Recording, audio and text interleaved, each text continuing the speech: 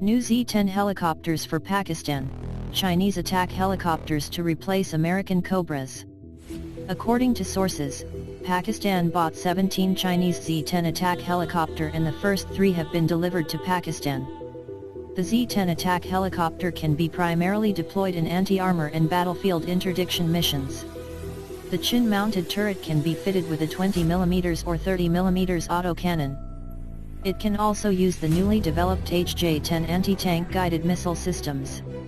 It can carry up to 8 guided missiles for anti-armour role, 8 Ti-90 air-to-air missiles and 4 PL-5, PL-7 and PL-9 air-to-air missiles.